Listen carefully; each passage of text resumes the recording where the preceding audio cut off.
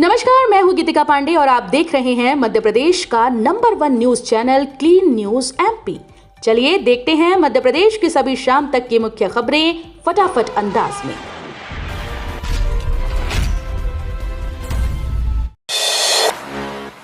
नवी 11वीं छात्रों के लिए महत्वपूर्ण सूचना, टाइम टेबल जारी हुआ।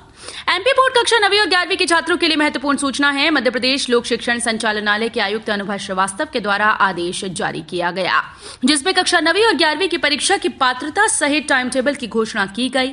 शैक्षणिक सत्र 2022-23 कक्षा 9वीं और 11वीं की पूरक परीक्षा की समय सारणी जारी की गई।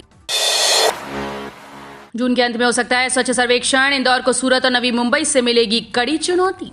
6 वर्षों से लगातार देश का सबसे स्वच्छ शहर चुने जा रहे इंदौर के सामने इस बार स्वच्छता का 7वां आसमान छूने की चुनौती है। वजह है कि इंदौर से प्रेरित होकर देश के कई शहर इसका मॉडल अपनाकर इसे ही चुनौती देने की स्थिति में आ गए हैं। पिछले वर्ष सूरत और नवी मुंबई स्वच्छता प्रतियोगिता में इंदौर से कुछ ही अंक पीछे रहे थे।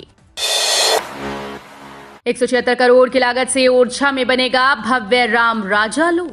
मध्य प्रदेश के पर्यटन नगरी ओरछा में जल्द ही राम राजा लोक का निर्माण किया जाने वाला है। इसी को लेकर कलेक्टर अरुण विश्वकर्मा ने दिल्ली और भोपाल से आए आर्किटेक्ट के साथ इस निर्माण से जुड़े अधिकारी, विधायक समेत जनप्रतिनिधियों की एक बैठक का आयोजन किया। इस दौरान राम राजा लोक के निर्माण के संबंध में स्थानीय लोगों के साथ उनकी सहमति लेकर निर्माण को आगे बढ़ाए जाने पर चर्चा की गई। संशोधन का काम पूरा 2 दिन बाद आएगा। 5वीं और 8वीं का संशोधित परीक्षा परिणाम। एमपी बोर्ड कक्षा 5वीं और 8वीं के छात्रों का इंतजार खत्म होने जा रहा है। Madhya Pradesh board of secondary education की ओर से कक्षा 5वीं और 8वीं परीक्षा का संशोधित रिजल्ट 5 जून को जारी कर दिया जाएगा। दरअसल हाल ही में घोषित हुए 5वीं और 8वीं बोर्ड पैटर्न परीक्षा परिणामों में कुछ बच्चों को रिजल्ट इस कारण से फेल कैटेगरी में आया क्योंकि उनके स्कूल प्रबंधन ने अर्धवार्षिक और प्रोजेक्ट के अंकों की एंट्री नहीं की। उज्जैन में भगवान जगन्नाथ को हाथों से स्नान करा सकेंगे भक्त।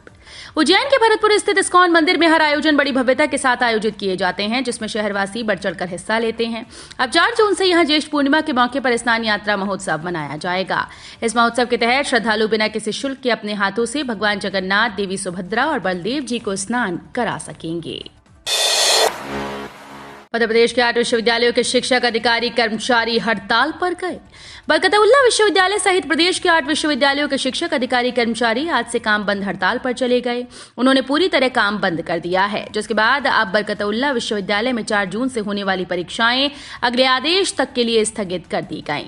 इस कारण बरकतउल्ला विश्वविद्यालय के लगभग 1,27,000 छात्र प्रभावित हुए हैं। भोपाल गौरव दिवस के आयोजन उत्सव में मनोज मुंतशिर ने की भोपाल का नाम भोजपाल करने की मांग। 1 जून को भोपाल गौरव दिवस के मौके पर राजधानी के मोतीलाल नेहरू स्टेडियम में सांस्कृतिक कार्यक्रम का आयोजन किया गया, जिसमें गीतकार मनोज मुंतशिर सहित गायिका श्रेया घोषाल भी शामिल हुई। इस आयोजन में राजधानी भोपाल के नाम को भोजपाल करने की बात मनोज मुंतशिर ने की। यूनानी चिकित्सा अधिकारी परीक्षा परिणाम पर आज कैविएट होगी दायर। मध्य प्रदेश लोक सेवा आयोग ने यूनानी चिकित्सा अधिकारी के लिए हुई लिखित परीक्षा का परिणाम गुरुवार को घोषित कर दिया। परिणाम जारी होने के बाद पीएससी जारी परिणाम पर हाईकोर्ट की इंदौर खंडपीठ में कैविएट भी दायर कर रहा है। आज आयोग द्वारा कैविएट दायर की जा सकती है। नेपाल के प्रधानमंत्री का इंदौर आगमन।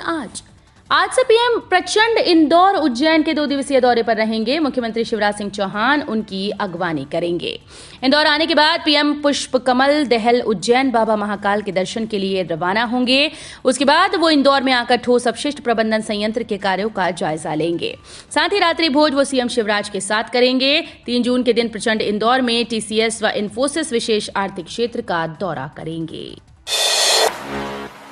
9 तक आखिरी दिन, हवा का रुख बदलने से फिर छाने लगे बादल। वर्तमान में अलग अलग स्थानों पर 3 मौसम प्रणालियां बनी हुई हैं। साथ ही हवाओं का रुख बदलने से वातावरण में फिर से नमी बढ़ने लगी है। इस वजह से राजधानी भोपाल सहित कुछ जिलों में आंशिक बादल छा गए। भोपाल, नर्मदापुरम, उज्जैन, इंदौर संभाग के जिलों में कहीं कहीं बूंदाबांदी हो सकती है। इस वजह से 9 तपा के अंतिम दिन शुक्रवार को तापमान में अधिक बढ़ोतरी होने की संभावना नहीं है।